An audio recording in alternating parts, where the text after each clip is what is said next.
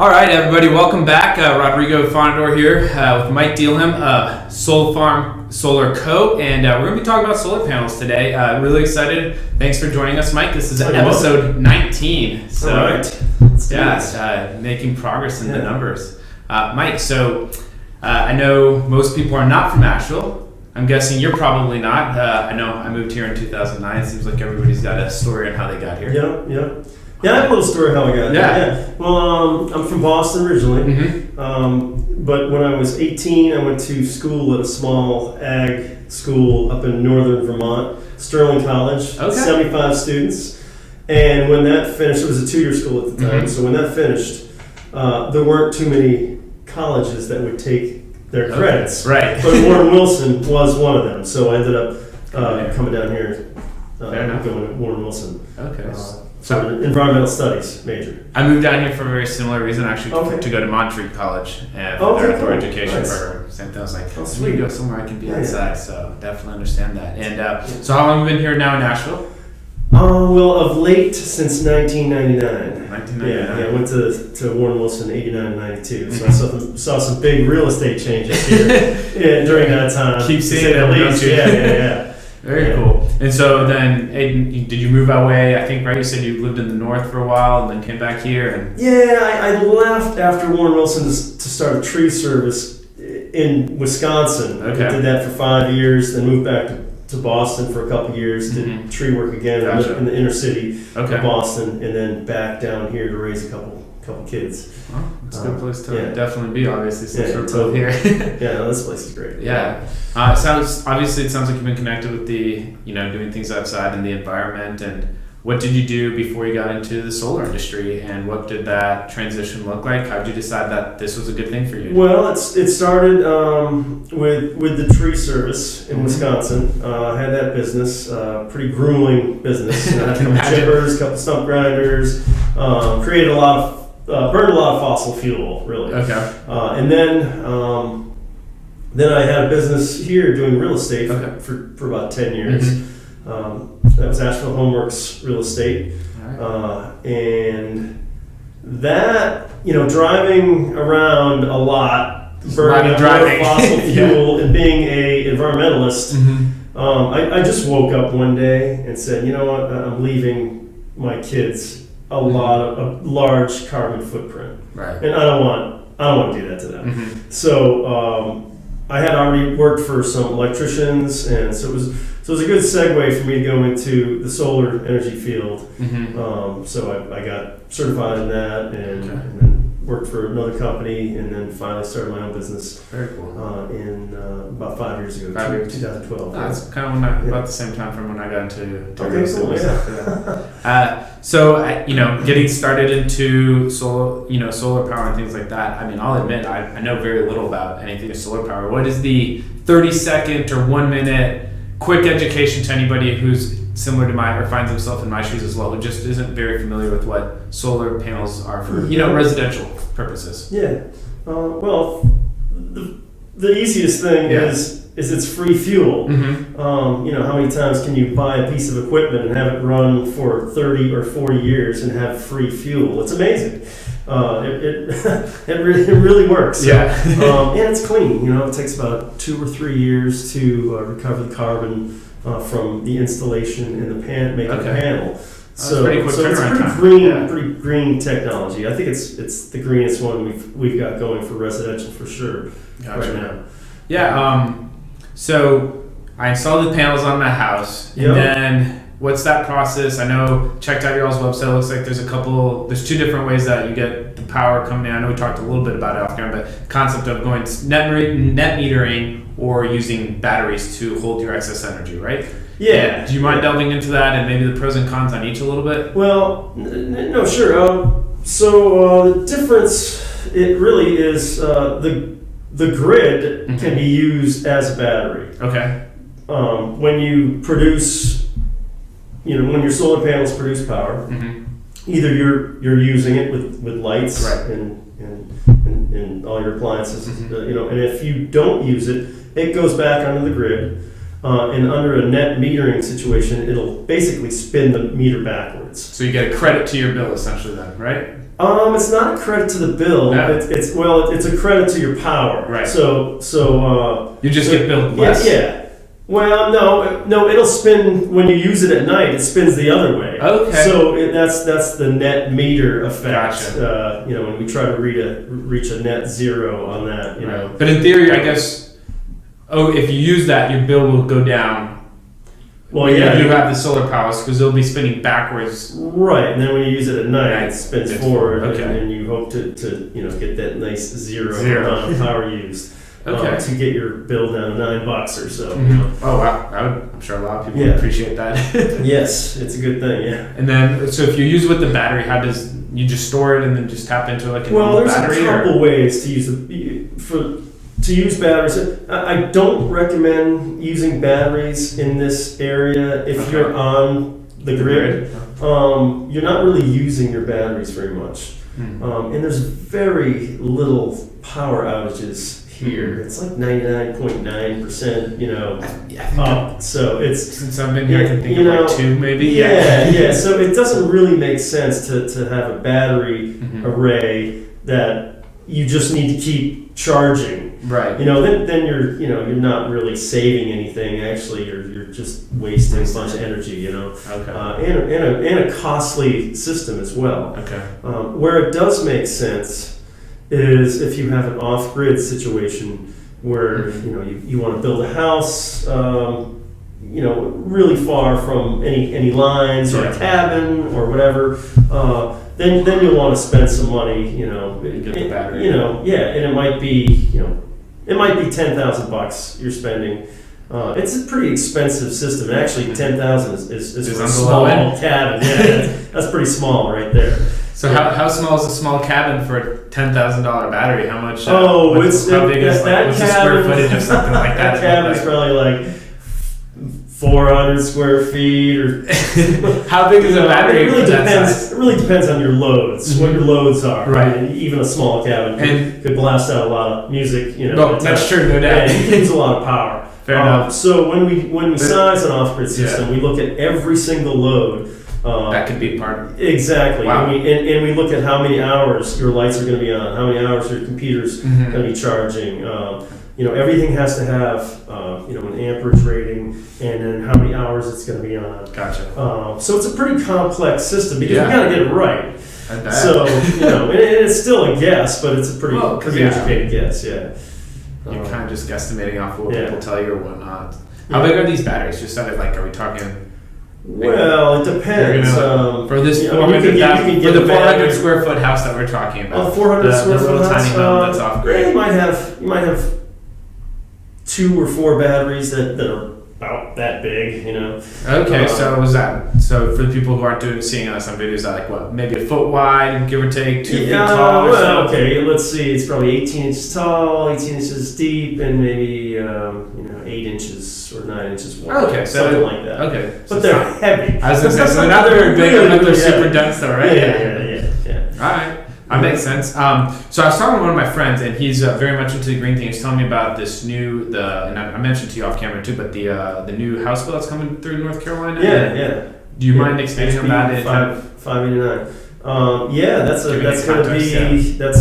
to be a game changer for the solar industry around here. And when and why? Solar companies going to be doing much better. Good. Because there's a big incentive that Duke is going to be giving homeowners and businesses up to 100 kW for a business, which is a really large system. It's maybe 320 panels on a roof or something like that. Oh, okay.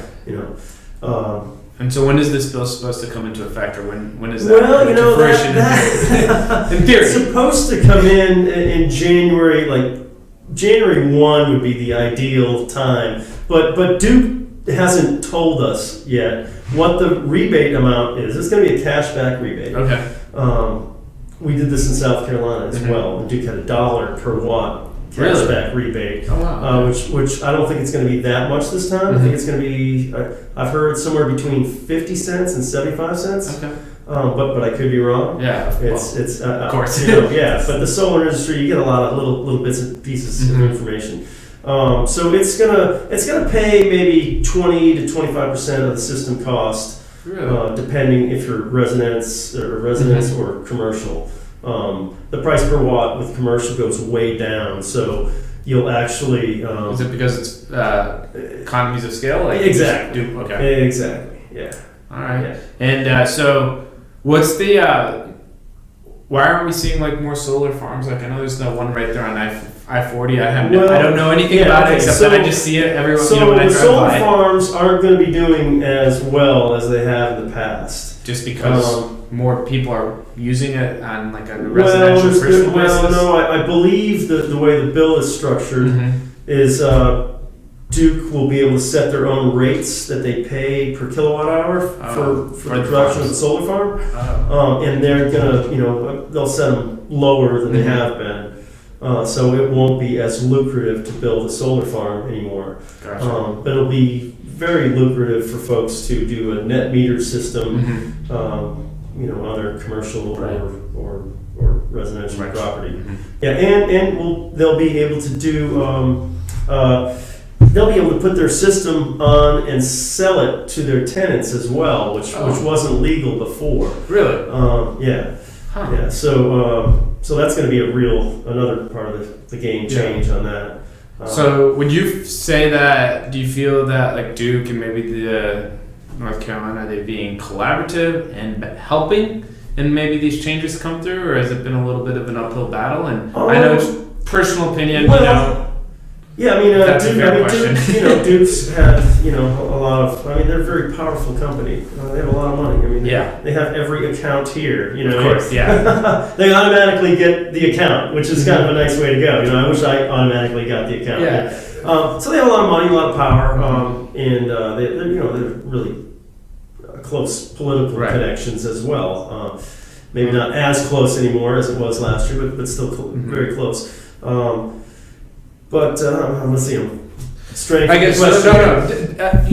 Do you get the sense that they're doing whatever their part is to help make this happen, or see a benefit in bringing solar, encouraging people to? Yeah, I mean, I'm really happy they're doing this. I think they were pushed to do it. Kind of has to. I mean, who's going to just give a bunch of money to people to do solar? I don't think any, especially a utility, I don't think they're going to do that. Doesn't quite benefit but there were some laws in place that they needed to do that. Push them in the right direction. Yeah, exactly. And there's some really good reasons to do that. So environmentally, is the biggest. Right. So that brings up a great point. When you're talking to somebody and you're saying, like, explain to them why they might want to go solar or not, I think it's probably, I'm guessing, an easier sell for somebody who has, emotionally has a belief system that's supporting the green energy. Oh, yeah, no doubt. Right? And then what about, do you see that people who are looking at it just from a dollars and cents perspective, do they get to the same point where they see it's beneficial too? Or is this more, do you see that, the clients or customers that you work with and, maybe experiences you hear from other companies as well, is it mostly just people who, believe in green energy as a core value? Well, I mean, it's pretty well known that solar is a renewable energy. Right, of course. That's good for the environment.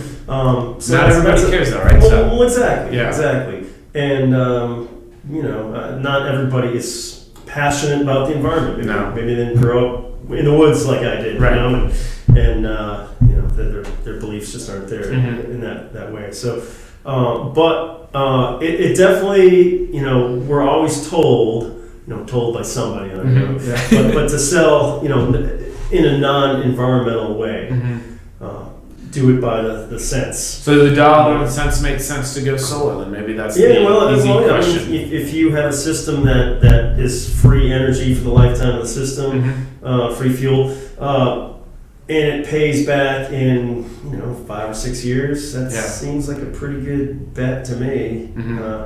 It's a pretty quick timeline. Yeah, it is, and that's hopefully what's going to happen with this Duke rebate that's coming. Encourage people to go that direction, whether they believe it. And help the payback time as well.